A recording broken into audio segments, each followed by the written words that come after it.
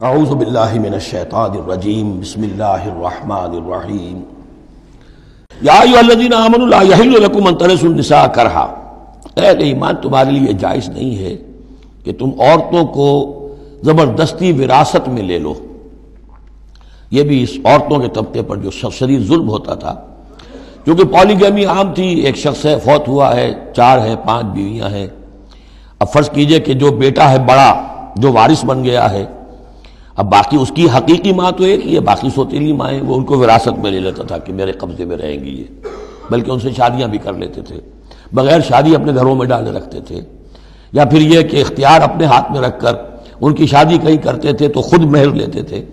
اس طرح کے معاملات کرتے تھے، عورتوں کے ساتھ یہ ظلم ہوتے تھے۔ یا ایھا الذین آمنوا لا یحل لکم ان ترثوا النساء کرہا، اہل ایمان تمہارے لیے جائز نہیں ہے کہ تم عورتوں کے وارث بن بیٹھو زبردستی۔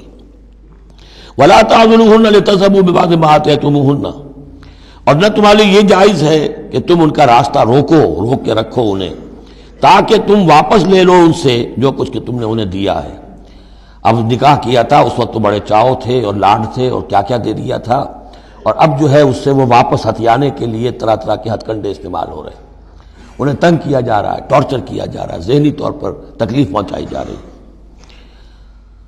الا یاتین بفاحشۃ مبینہ، ہاں اگر کسی سے صریح جو ہے حرام کاری کا فعل سرزد ہو گیا، اس پر کچھ زیادتی کی جائے، اسے کچھ سزا دی جائے، جیسے کہ اوپر آ چکا ہے فاعذوہما، اس وقت تو اجازت ہے۔ اس کے بغیر جو ہے کسی کے اوپر زیادتی کرنا، خاص طور پر اگر نیت یہ ہے کہ میں اس سے اپنا مہر واپس لے لوں۔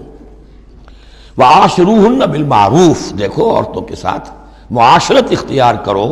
رہو سہو معروف طریقے پر، بھلے طریقے پر، اچھے طریقے پر، نیکی اور راستی کے ساتھ۔ فَإِن كَرِهْتُمُوهُنَّ فَعَسَىٰ أَن تَكْرَهُوا شَيْئًا وَيَجْعَلُ اللَّهُ فِيهِ خَيْرًا كَثِيرًا،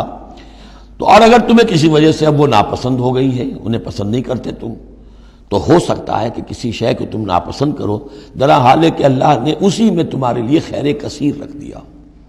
پتہ نہیں ایک عورت جو ہے کسی ایک اعتبار سے آپ کے دل سے اتر گئی ہے، طبیعت کا میلان نہیں رہا ہے، اس میں اور کون کون سی خوبیاں ہیں، کس اعتبار سے آپ کے لیے وہ خیر کا ذریعہ بنتی ہے، تو اللہ کے حوالے کرو اس معاملے کو، لیکن ان کے ساتھ رکھو معاشرت صحیح، ان کے حقوق ادا کرتے ہوئے۔ ہاں اگر معاملہ ایسا ہو گیا ہے کہ ساتھ رہنا ممکن نہیں ہے تو طلاق کا راستہ کھلا ہے، شریعت اسلامی نے اس میں کوئی تنگی نہیں رکھی ہے، یہ کرسچینٹی کی طرح کا کوئی غیر معقول نظام نہیں ہے کہ طلاق ہو ہی نہیں سکتی، وہاں یہ کہ طلاق کا راستہ کھلا ہے۔ وَإِنْ أَرَدْتُمْ اسْتِبْدَالَ زَوْجٍ مَكَانَ زَوْجٍ، اور اگر تم نے فیصلہ ہی کر لیا ہو کہ ایک بیوی کی جگہ کوئی دوسری بیوی لانی ہے، وَآتَيْتُمْ إِحْدَاهُنَّ قِنْطَارًا،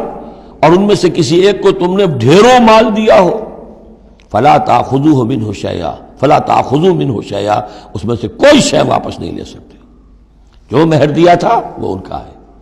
اب اس میں سے کچھ واپس نہیں لے سکتے۔ أَتَأْخُذُونَهُ بُهْتَانًا وَإِثْمًا مُبِينًا، کیا تم لوگے وہ مہر واپس ان سے ناحق اور صریح گناہ کے طور پر؟ وَكَيْفَ تَأْخُذُونَهُ،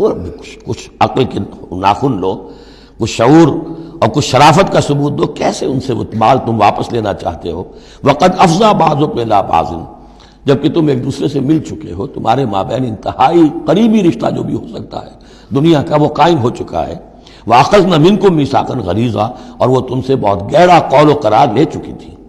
اب قول و قرار ہوتا ہے نکاح کے وقت، اس میں ذمہ داری لیتا ہے مرد، کوئی ایک وہ بھی ایک کانٹریکٹ ہے۔ وَلَا تَنكِحُوا مَا نَكَحَ آبَاؤُكُم مِّنَ النِّسَاءِ إِلَّا مَا قَدْ سَلَفَ، اور جو تمہاری والد، جو تمہارے آباء نے، تمہارے باپوں نے جن سے نکاح کیا ہو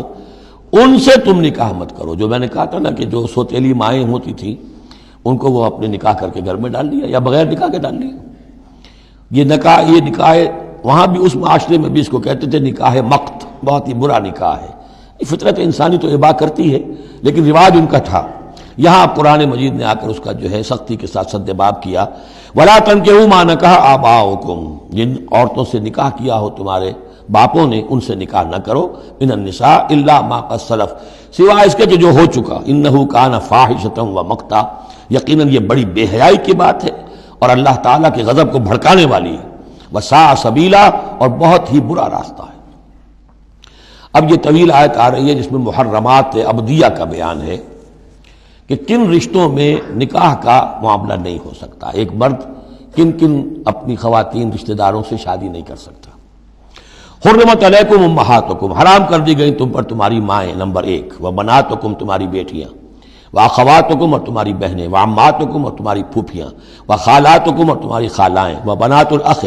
اور بھائی کی بیٹیاں یعنی بھتیجیاں، وبنات الاخت اور بہن کی بیٹیاں یعنی بھانجیاں، وامہاتکم اللاتی ارضعنکم اور تمہاری وہ مائیں جنہوں نے تمہیں دودھ پلایا ہے، واخواتکم من الرضاعۃ اور تمہاری دودھ پلانے والیوں کی بیٹیاں کہ جو تمہارے اب بہن بن گئی ہیں رضاعی، وامہات نسائکم اور تمہاری بیویوں کی مائیں یعنی ساس جن کو ہم کہتے ہیں خوش دامن، وربائکم اللاتی فی حجورکم اور اگر وہ کہ جو ربیبہ ہوں جو تمہارے ہاں پلی بڑھی ہوں، من نسائکم اللاتی دخلتم بہن، ربیبہ یا ربیب اس کو کہتے ہیں کہ ایک عورت کے پہلے کوئی اولاد تھی، آپ نے ان سے شادی کی ہے تو وہ اولاد بھی ساتھ لے آئی ہے، اب وہ آپ کی بیٹے بیٹیاں ہی ہو گئی آپ کی، لیکن وہ آپ کے حقیقی بیٹے بیٹیاں نہیں، ربیب کہلاتے، ربیب اور ربیبہ، تو وہ ربیب اور ربیبہ بھی حرام ہیں اگر اس جو ماں ہے اس کے ساتھ مقاربت کی ہو، اگر اس کے ساتھ تعلق زن و شہ ہوا ہے تو پھر وہ ربیبہ جو ہے بچی جو آئی تھی اس کے ساتھ وہ بھی حرام ہو گئی، لیکن اگر کسی وجہ سے بغیر اس کے کہ ان کے ساتھ کوئی جنسی تعلق ہو طلاق ہو جائے تو پھر اس ربیبہ کے ساتھ نکاح ہو سکتا ہے۔ وَرَبَائِبُكُمُ اللَّاتِي فِي حُجُورِكُم مِّن نِّسَائِكُمُ اللَّاتِي دَخَلْتُم بِهِنَّ جن سے تم نے صحبت کی ہو، ان کی جو بیٹیاں ہیں سابقہ شوہروں سے وہ حرام ہیں، فَإِن لَّمْ تَكُونُوا دَخَلْتُم بِهِنَّ اور اگر تم نے ان سے صحبت نہ کی ہو فَلَا جُنَاحَ عَلَيْكُمْ تو پھر کوئی حرج نہیں ہے۔ وَحَلَائِلُ أَبْنَائِكُمْ اور تمہارے بیٹوں کی عورتیں یعنی بیٹوں کی بیویاں، بہو جن کو ہم کہتے ہیں تمہاری بہویں،